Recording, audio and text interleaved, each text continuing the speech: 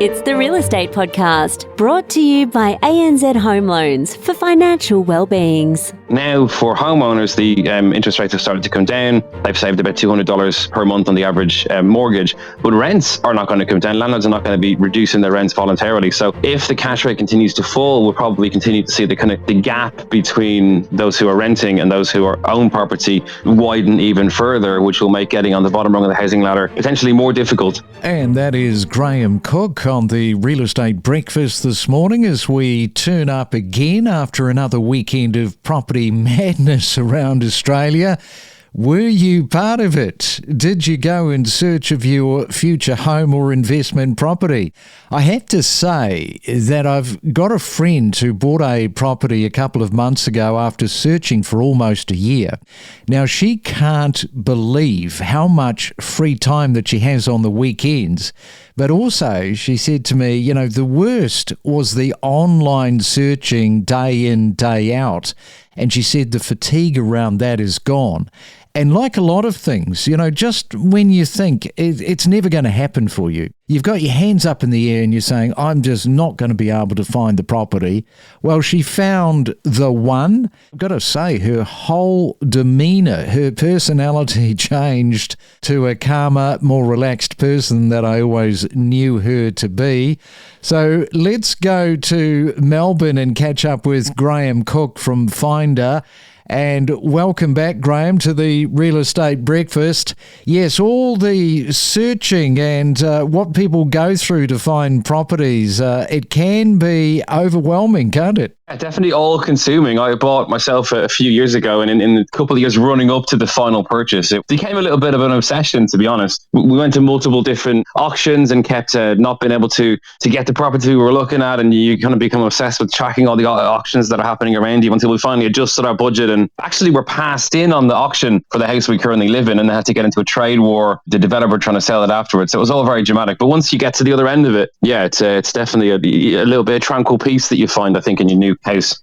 How long did it take for you to find from beginning to end your property? I think it was about 2 years from deciding that we were going to purchase to actually finally making the decision. And that process was continuously realizing we needed to up our budget, essentially, until we finally had a budget where we were able to afford what we were looking to afford in the place we were looking to afford it. Well, she sort of said about herself that she had a property personality disorder. Now, she's a psychologist, so they've got names for everything. She'd have a name for you, Graham, with your 2-year search, but yeah, I thought quite funny, a psychologist having a property personality disorder.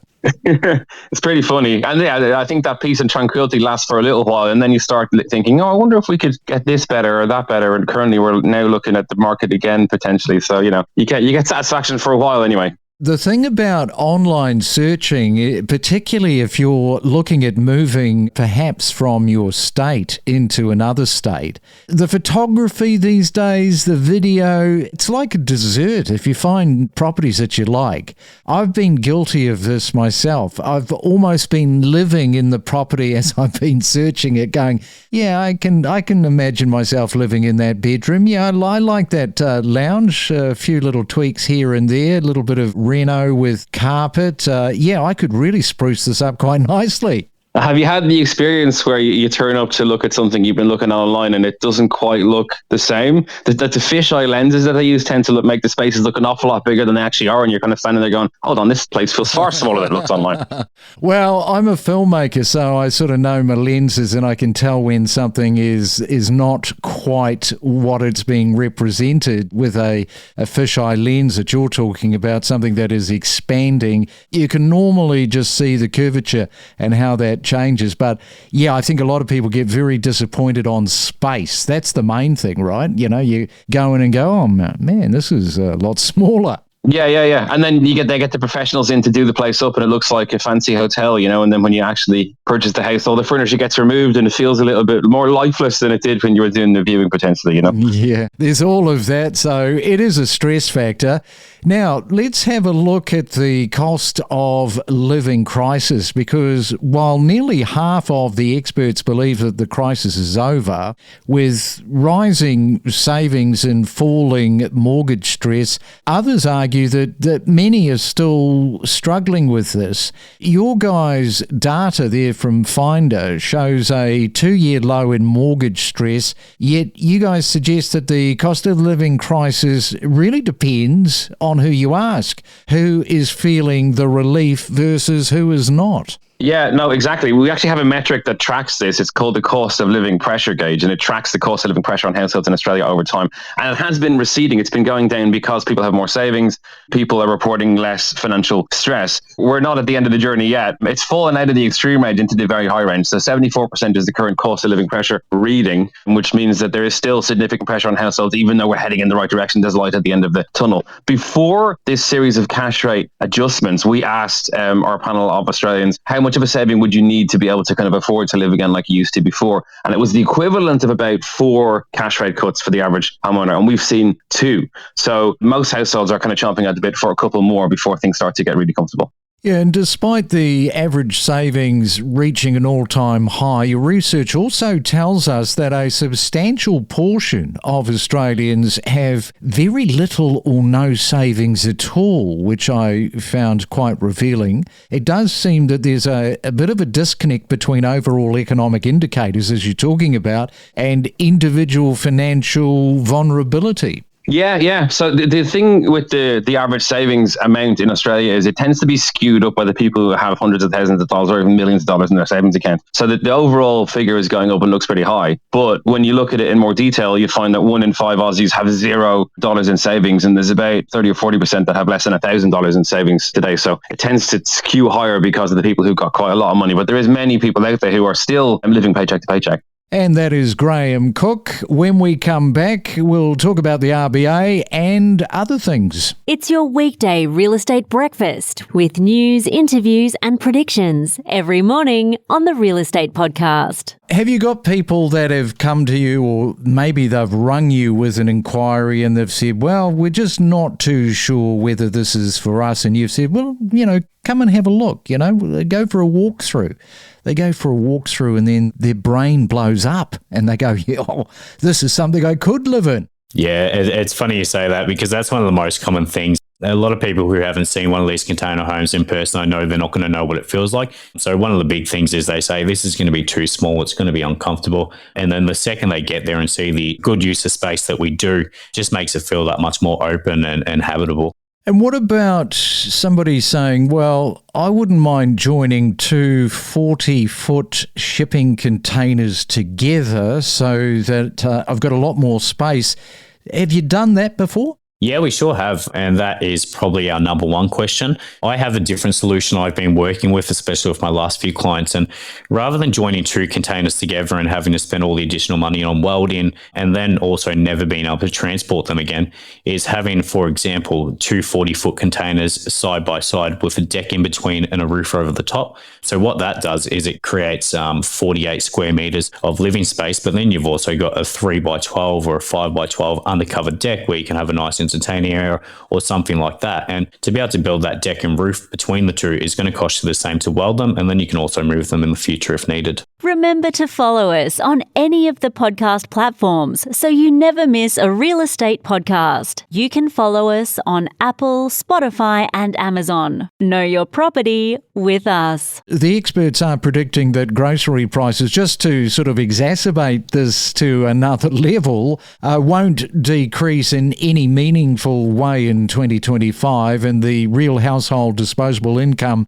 has declined. So once again, you look at those cash rate cuts just not happening enough. And we might as well segue into the RBA, because last week that did make the problem compoundly more difficult. Yeah, just on groceries before we move to RBA, because you mentioned that there, the groceries financial stress is actually a pretty interesting one to look at, because as part of our consumer sentiment tracker survey, we ask people which bills are causing your family financial stress. And the number one always has been mortgage and rent. But over the last couple of years, we've seen the number of households saying their grocery bills causing them financial stress kind of continuously increase. And now the number of households citing that is actually higher than the number of households that are citing their mortgage or their rent. So we've seen a huge increase in stress because of grocery bills bills. We are starting to see some deflation in numbers. So fresh fruit in bed, fresh meat, those have deflated slightly. But the majority of prices on your shelf are not going to go down. They're just going to go up more slowly. That's one element that is still causing stress for households in Australia. And it's probably not going to get better anytime soon.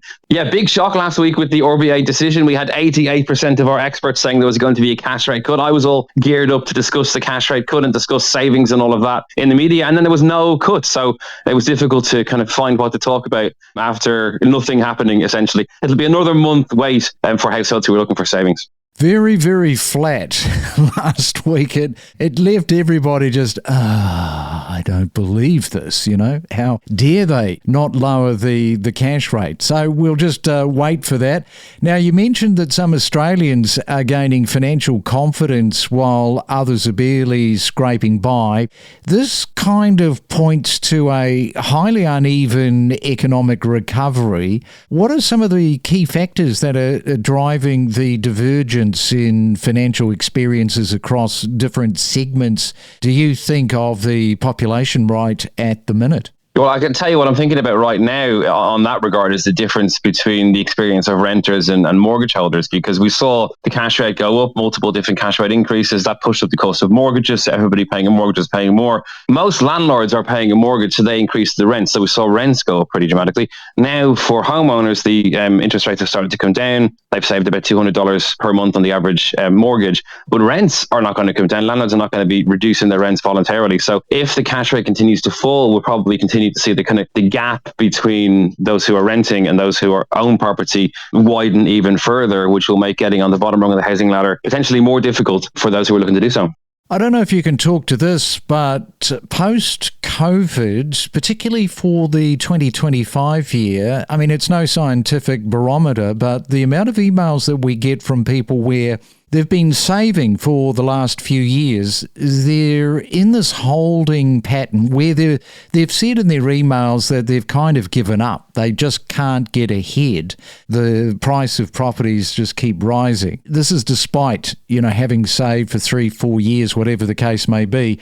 I'm always optimistic, glass half full. So I'll say, keep going. Don't stop saving, keep saving. Yes, it's going to take you a little bit longer, but keep pushing through the pain threshold. Have you had many of those sorts of comments made to you? The discussion is always around how difficult it is to save a deposit. And even though rates are coming down, mortgages have become more affordable on a monthly cost basis, the amount of money you have to save for a deposit has not gone down. In fact, the increased activity in the market will probably push property prices up even further, which makes that deposit even more difficult to get. The benefit is in a high interest world, which we're still in, you do tend to get decent interest rates on your savings accounts as well, especially if you spread your savings among multiple different accounts with good kind of ongoing rates. So my advice there is generally make sure that you kind of smartly choose your savings accounts, maybe open several savings accounts because they don't cost anything on a day-to-day basis. Move your money around to whoever is paying the highest interest at any given time.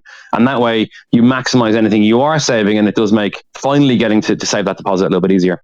Good stuff, Graham. Well, you enjoy this new week there at Finder. And once again, thanks for coming on to the Real Estate Breakfast this morning. Appreciate it. Thank you. It'll be interesting to watch what the RBA does next month. I think we'll probably get another cut in August, so we might be speaking again. We'll see how we go there. From interest rates rising, a shifting landscape, rentals running hot, clearance rates, a tight rental market, buyer-vendor sentiment, we cover it all every morning from 6 a.m. on the Real Estate Breakfast. But we're starting to see an increase of your first home buyers kind of in those late 20s, early kind of 30s, probably a little bit more cashed up than your typical first home buyer. I even offer for my buyers that have already conducted a building inspection to provide copies to other buyers at a reduced rate. And even with that, the buyers won't take up the opportunity to review a report and find out what's wrong with the property. It's like they want the surprise almost. Then there is opportunity for interest rates to come down. The question of housing prices, of course, is nothing we can't do anything about, and that's a whole story for governments in particular. She's absolutely right. It's not their role. And we have talked about lack of supply for years now.